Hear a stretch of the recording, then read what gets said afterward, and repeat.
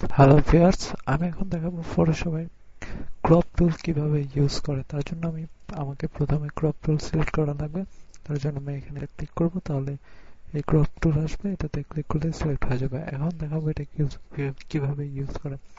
তার জন্য আমি যে ক্রপ করতে চাই যেখান থেকে সেখানে একটা ক্লিক করব, মাউস চেপে ধরবো, তারপর ড্র্যাগ করে যতটুকু কাটতে চাই ততটুকু নেব। আমি এতটুকু কাটতে চাই, এতটুকু নিলাম। এরপর এটা নেওয়ার পর আমি ইচ্ছা মতো এটা বড় ছোট করতে পারি, যতটুকু কাটতে চাই ততটুকু কাটতে পারি, এটা মাঝখান থেকে ধরে আনতে পারি, সব রকম করা যায়।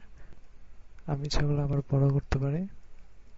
তো যাই হোক, এরকম ভাবে আমি এটা সিলেক্ট করে তারপরে এখানে এটাতে ক্লিক করতে পারি, অথবা কিবোর্ডের এন্টার চাপ দিলেই এটা এতটুকু কেটে ফেলবে। যাই হোক, আমি এটাতে ক্লিক করছি, এটা হয়ে গেছে।